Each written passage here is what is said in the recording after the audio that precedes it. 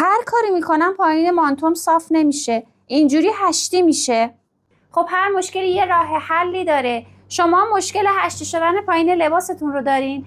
امروز میخوام توی یک لقمه آموزشی رفع مشکل هشتی شدن پایین لباستون رو بهتون آموزش بدم. سلام به کارگاه کوچیک من، خیلی خوش اومدین. بریم برای دیدن آموزش. وقتی که یک لباسی رو میدوزید و پایین لباس از همدیگه فاصله میگیره یا به اصطلاح هشتی میشه، دلایل مختلفی برای این اتفاق وجود داره که امروز میخوایم چند تا از مهمترین این عوامل رو با هم دیگه بررسی کنیم و اونهایی که قابل رفع شدن هستن رو برطرف بکنیم. این ایراد معمولا در افرادی اتفاق میفته که شکم برجسته‌ای دارن. برجسته بودن شکم رو چطور باید تشخیص بدیم؟ از شخص بخوایم که به حالت نیمرخ بیسته.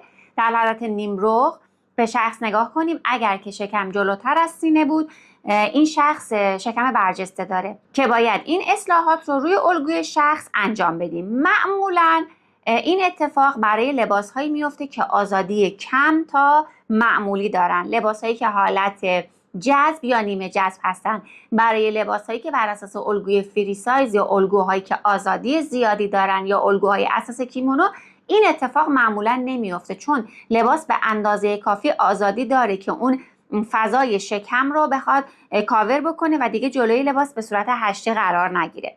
خب حالا این اصلاحات چیا هستن؟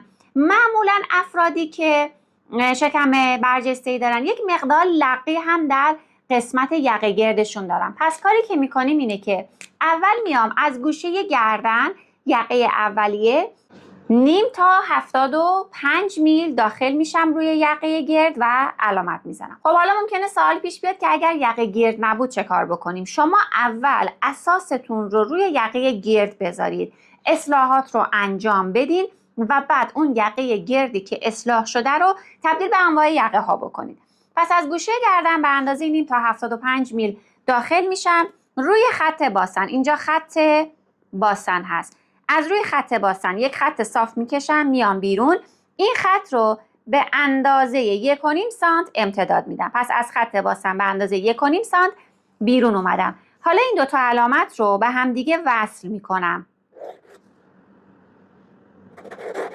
با این کار این فضا دورریز میشه از جلوی یقه، لقی یقه گرد گرفته میشه و این فضا به محدوده کمر تا باسن اضافه میشه و همین باعث میشه که ما یک فضایی داشته باشیم که لباس ما از همدیگه فاصله نگیره. خب حالا این خط رو تا پایین تا قد لباسم امتداد میدم. این خط رو باید در راستای خودش امتداد بدم. این خط هر چقدر که پایین تر بیاد، هر چقدر که قد لباس شما بیشتر بشه، فاصلش از لبه لباستون بیشتر میشه. فکر نکنین چون اینجا 1.5 سانت اومدین بیرون، این پایین هم باید 1.5 سانت داشته باشین. هر چقدر که پایین تر بیاد، چون شیب خط شما در حال افزایش هست، فاصلش هم از خط CF شما بیشتر میشه. این رو به قد لباسم، به پایین لباسم صاف میکنم و دیگه این خط قرمز رنگ خط CF جدید شما میشه. توی افرادی که شکم برجسته‌ای دارن معمولا یک مقدار لباس به سمت بالا هم کشیده میشه. برای اینکه این اتفاق رو هم ازش جلوگیری بکنم، همین خط قرمز رنگی رو که امتداد دادم به اندازه 1.5 سانت از این محل تقاطع، یعنی از این انتهای خطم به اندازه 1.5 سانت مجدد پایین میام، علامت میزنم و وصلش میکنم به پهلوی لباسم. یعنی به پهلوی لباسم صفر میشه. ما چیزی رو به پهلوی لباس اضافه نمی کنیم، چون پهلوی پشت و جلو باید این خط پهلو به یک اندازه باشه. پس این خط قرمز رنگ میشه خط CF جدید شما. شما این خط رو روی راستای پارچه میندازید و اگر خواستید دکمه خور به لباستون اضافه کنید، از این خط CF جدید دکمه خور رو اضافه میکنین. ببینید مثلا من میخوام یک دکمه خور فرضاً 4 سانتی متری، حالا 3 سانتی متری، هر چقدر که خواستم اضافه کنم، این خط سبز رنگ رو ملاک قرار میدم. فضای دکمه خور رو ببینید.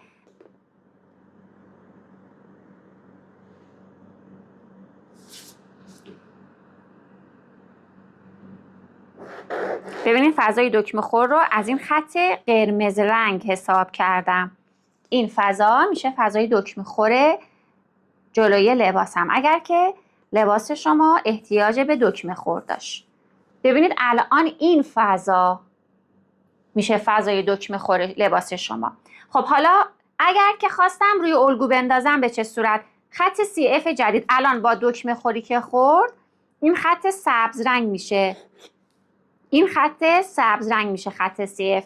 دکمه خور رو قیچی میکنم. ببینیم به چه صورت روی پارچه میندازم. من فضای دکمه خور رو مشخص کردم. حالا میخوام روی پارچه بندازم. ببین از محل دکمه خور قیچی کردم. حالا اگر سجافی احتیاج داره هر چی داره مثل لباس‌های قبل طبق آموزش‌هایی که قبلا دیدین اضافات رو اضافه میکنید. حالا میخوام روی پارچه بندازم. یکی از این خط‌های صفحه برش من رو در نظر بگیرید به عنوان خط برش، خط راستاتون. ببینید فرض کنید این خط سفید رنگ خط راسته. زمانی که میخوام لباس رو روی پارچه بندازم با این لبه فیکسش میکنم، با این لبه ترازش میکنم. ببینید الان این لبه دقیقا روی خط راستا قرار گرفت.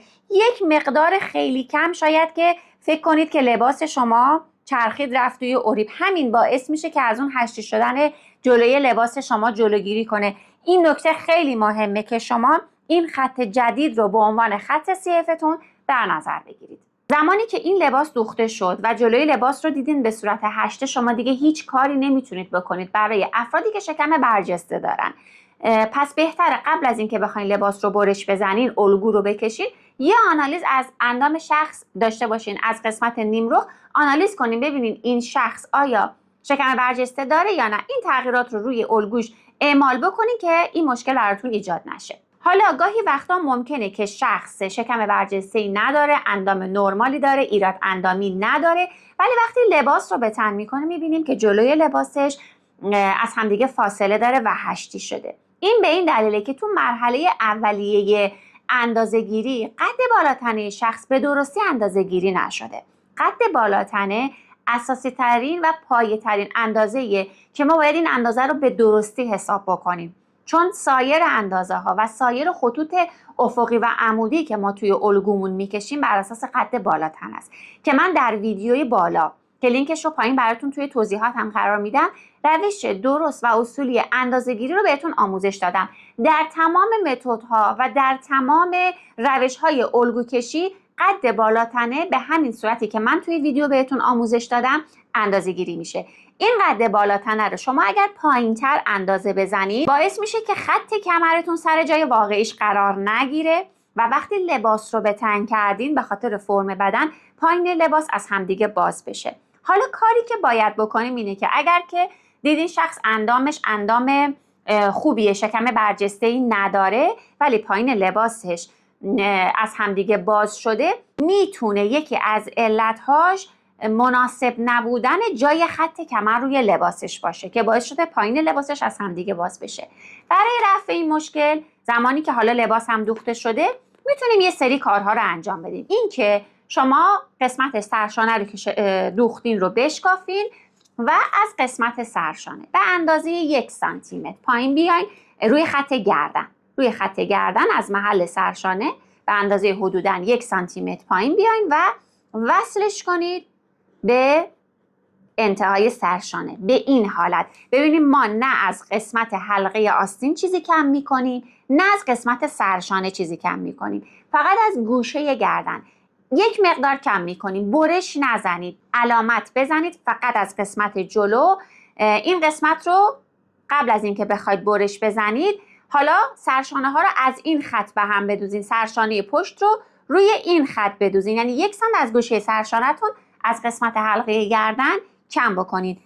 اگر که مشکل هشتی شدن لباس یا از هم دور شدنش به خاطر اندازه‌گیری نامناسب و نادرست قد بالاتنه باشه، با این روش اگر از این گوشه گردن یک مقدار سرشانه رو بکشید بالاتر این مشکل حل میشه. خب اگر مشکل حل شد، چون اینجا شما گوشه گردنتون رو 1 سانت کم کردین، حالا بعضی وقتا اگر که خیلی دیگه این اندازه نادرست باشه و خیلی پایین باشه حتی ممکن تا 1.5 سانت هم نیاز باشه که از گوشه گردن پایین بیاد. شما 1 سانت امتحان کنید، از گوشه گردن 1 سانت سرشانه رو ببرید بالاتر ولی فعلا برش نزنید. وقتی مطمئن شدید بعد میتونید اضافات رو قیچی کنید. حالا هر چقدر که اینجا پایین اومدین از گوشه گردن دیگه ما اون موقع این خط قرمز رنگ رو نداریم، گوشه گردنمون همین خط اولیه آبی رنگه. از اینجا باید به اندازه هر چقدر اینجا پایین اومدین اینجا پایین بیاین و هلال گردنتون رو بازتر کنید، شما اینجا هلال گردنمون رو وقتی که میایم پایین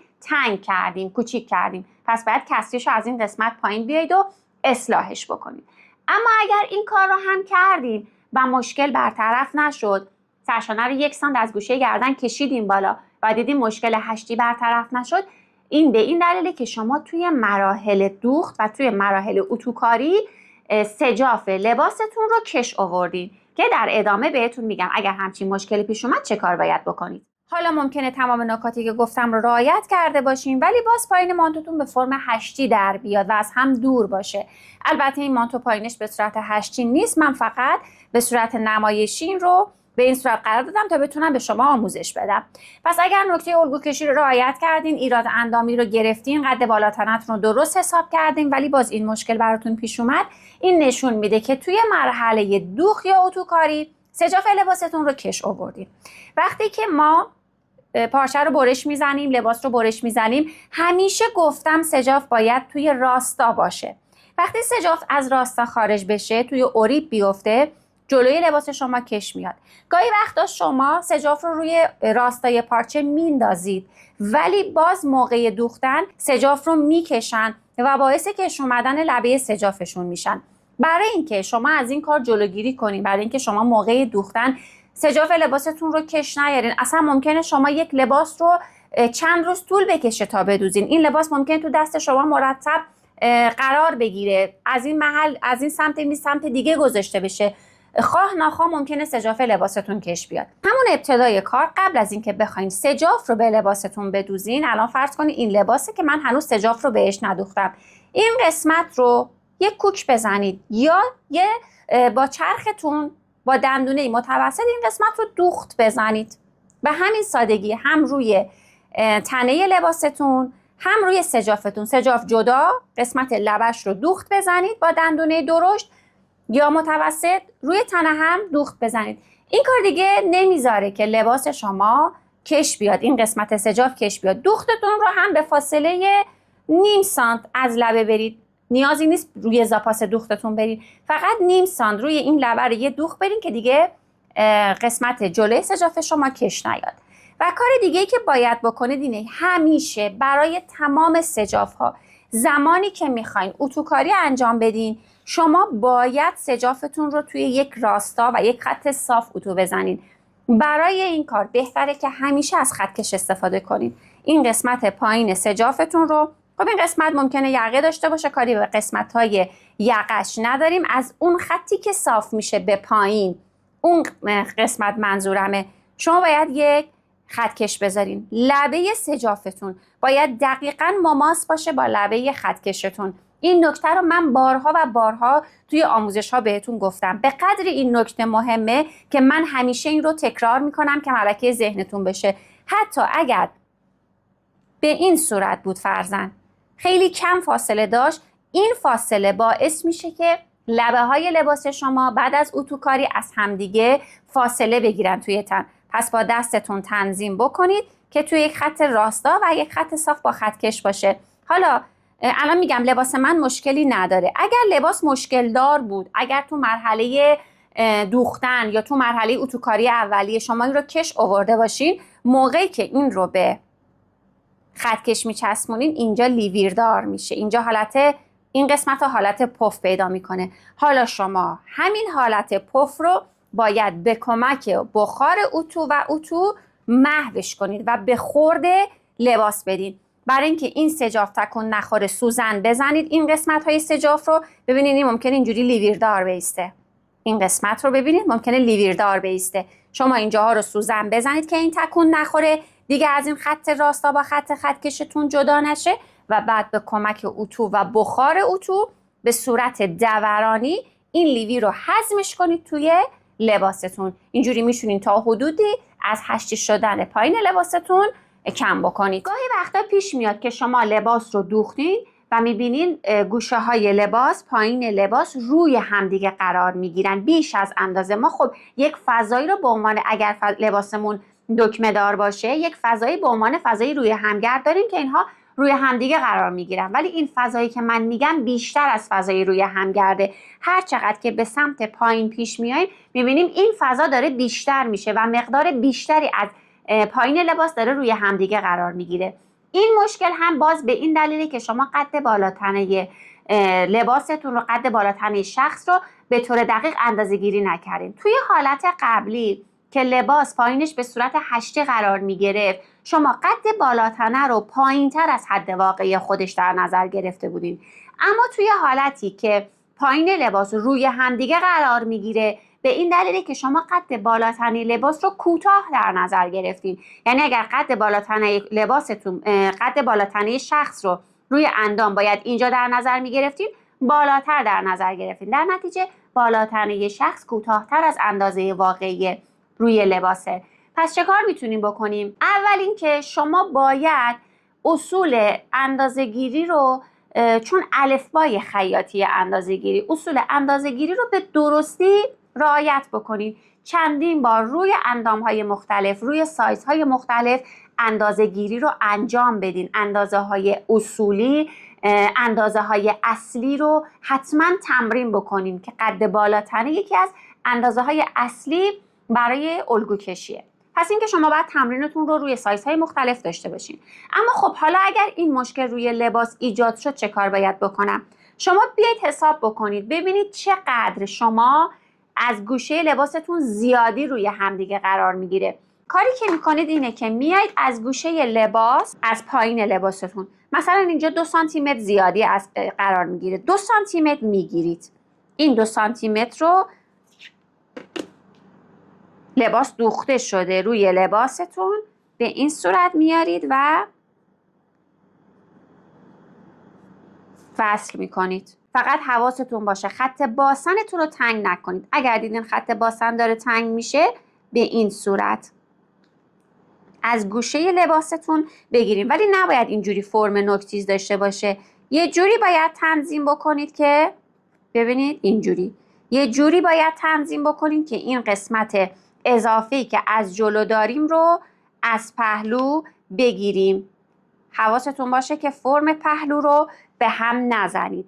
خب حالا این مقدار رو همون اول نباید قیچی کنید، با کوک بگیرین، از قسمت پشت لباس نه، فقط از قسمت جلوی لباس، چون پشت لباس ما که مشکلی نداره. اگر بیایید این قسمت رو از پشت لباستون هم بگیرین، خب پشت لباستون خیلی تنگ میشه. شما از قسمت جلو لباس رو کامل باز بکنید. فرض کنین الان تکه جلوی لباس منه، هر چقدر که توی تن دیدین اضافه داره، یک مقدارش رو از این سمت، یک مقدارش رو از سمت مقابل، نصف رو از این سمت، نصف رو از سمت مقابل کم بکنید و بعد این خط جدید رو شما بدوزید به خط پهلوی پشت لباستون. خب ببینید اگر مشکل حل شد که خب حل شده، ولی اگر مشکل حل نشد میتونید باز یک مقدار بیشترش کنید. این مقدار رو میتونید کم و زیاد بکنید تا مشکل روی هم رفتن لباستون رو بتونین برطرف کنید، ولی سعی کنین اصول اولیه اندازه‌گیری رو حتما رعایت بکنید و اندازه‌هایی که میگیرید رو همیشه درست و دقیق بگیرید. امیدوارم از این لقمه آموزشی خوشتون اومده باشه و براتون مفید بوده باشه و مثل سایر آموزش‌ها ازش حمایت بکنید و بتونید توی الگوسازی هاتون ازش استفاده کنید تا لباسای بدون نقصی رو برای خودتون و اطرافیانتون بدوزین. اگر دوست دارین که خیاطی رو از پای یاد بگیرین، میتونین اساس الگوی بالاتنه رو که بالا بهتون آموزش دادم رو ببینید.